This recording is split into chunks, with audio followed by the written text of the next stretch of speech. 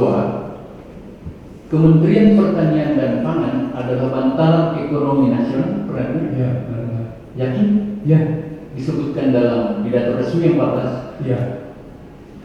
Kemudian dari data BPS dari pertumbuhan itu, nilai PDB sektor pertanian 2018-2019 sebelumnya tidak pernah di atas 1.900 triliun. Sementara di tahun 2021 adalah atau 2020 nilainya 2.254 triliun 2021. Ini presidennya sebut, Pak Wapres sebut. Pada tahun 2023 kontribusi pertanian 2.409 triliun. Ini datanya. Ya. Bapak Yang pertama saya melihat datanya itu 2.200 triliun kontribusi pertanian. Cuman yang terakhir baru 400 saya tidak melihat sendiri, saya dapat info dari Pak. Oke. Pak Sekjen, Pak Saksi. Pada saat tadi ada 20%, 40% pemerataan, 20% ada continuing program yang dilanjutkan, kemudian 20% new program baru, 20% diskresi.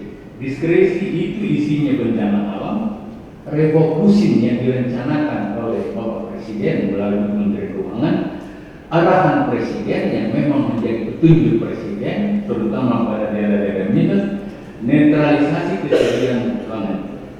Apakah ini yang Bapak maksud dengan 20% adalah program? Betul. Bencana alam? Tidak ekspresi bencana alam yang saya pahami, tetapi itu adalah prerogatif Bapak Menteri. Pada saat itu Bapak bilang sendiri untuk hal-hal yang termasuk arahan Presiden itu harus difasilitasi dari sini. Jadi bentuknya adalah program. Ini penting sekali Bapak. Apakah 20% itu berkait dengan minta-minta proyek, minta-minta kena kemarin saksinya Panji mengatakan seperti itu, bukan?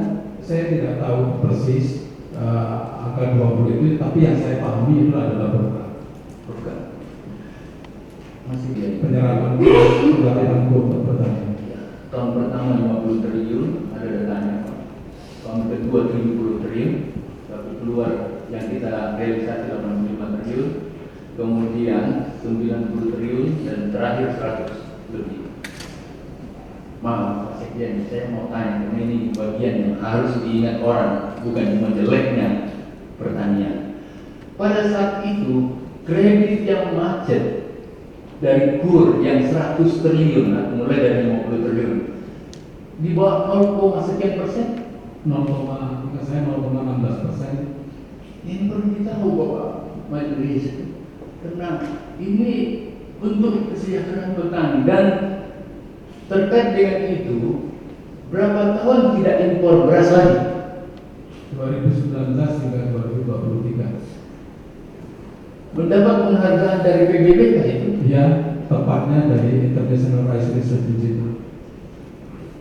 Terkait dengan itu, kita mengendalikan dari Sabang sampai Merauke, dari Aceh ke sampai Papua. Kondisi penerbangan atau transportasi normalkah pada saat itu atau terjadi penurunan? Pada saat COVID-19 tidak normal, regulasi pesawat tergabung. Kalau gitu perlukah menggunakan kata extraordinary dari Presiden untuk dilakukan atau diskresi terhadap kegiatan menangani pangan rakyat? Perlukah dengan katakanlah terpaksa harus charter, terpaksa harus pakai? Seperti yang pernah Bapak sampaikan, itu yang dilaksanakan. Kalau begitu memang kondisinya tidak seperti sekarang ini. Pertanyaan saya, harga beras, harga cabai, harga tomat, harga bawang, harga daging, ayam maupun telur terkendali baik? Sepengetahuan saya ya. Naiknya tidak seperti sekarang? Ya, sekarang tinggi. Kemudian, adakah pengendalian daerah-daerah minus yang Bapak tahu? Ya, waktu itu ada kebijakan Pak Menteri ASEAN untuk melaksanakan supply ke daerah-daerah minus satu, kemudian yang kedua programnya difokuskan pada daerah-daerah minus itu bagi-bagi sembako, bagi-bagi Idul Kurban ke seluruh Indonesia, ngajak umroh pada saat semua pejabat kebetulan ada di Saudi Arabia, tidak di framing kayak sekarang seakan-akan umrohnya yang menentukan. Menurut Bapak ini niat baik atau niat jahat?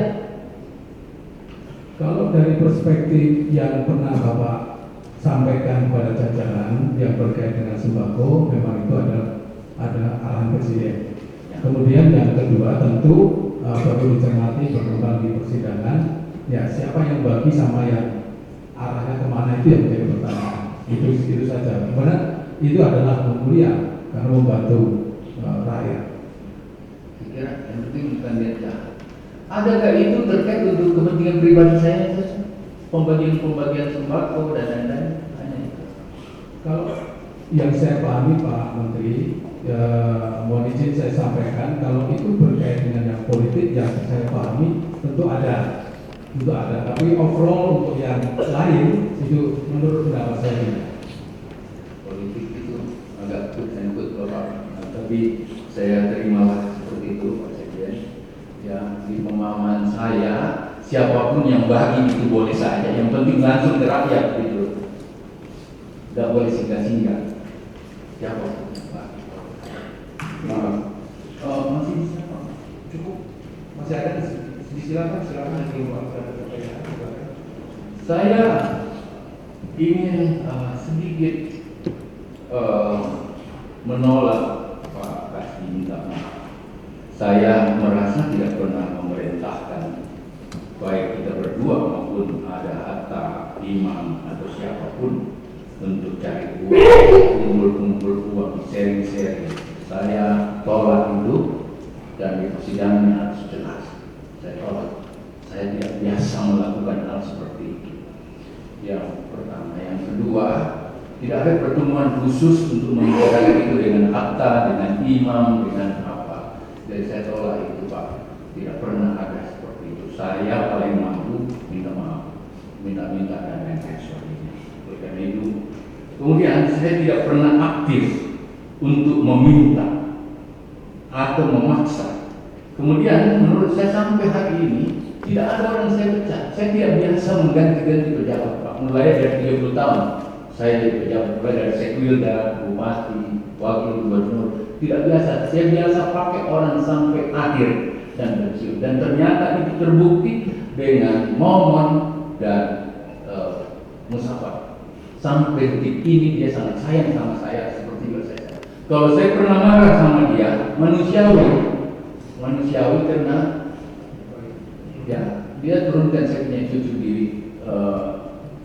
Plaza Senayan dan ditinggalkan mobilnya diambil. Dan kemudian sebagai bapak aja, saya tidak langsung menegur, saya kasih tahu mama, pengajar itu, saya kira itu bapak. Jadi saya menolak kalau Musafat dikait-kaitkan dengan ini.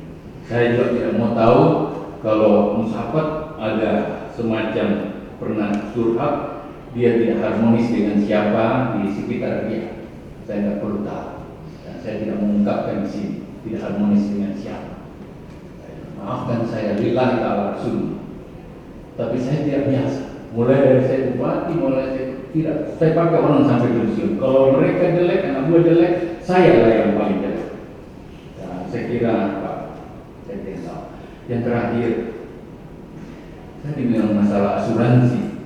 Asuransi yang saya sampaikan adalah kami ini tidak korupsi, kami ini tidak sogok-sogok di sini. Tetapi kalau sakit mau dapat apa? Oleh karena itu anjurkan Pak Sekjen kepada kamu, kepada semuanya untuk ada asuransi diambil dari honor yang ada. Mudah-mudahan Pak Sekjen tidak bantah ini. Kalau kau bantah, Tuhan kau hadapi. Ya, maafkan. Dan asuransi itu diambil oleh semuanya. Harapan kita kan punya honor, kita punya apa silakan aja. Dan ini tidak berlaku hanya di sini. Waktu saya gubernur saya kasih begitu. Baik. Sudah itu. Terlalu panjang. Terima kasih Pak Kasdi, terima kasih Pak. Saya kira kita. Tadi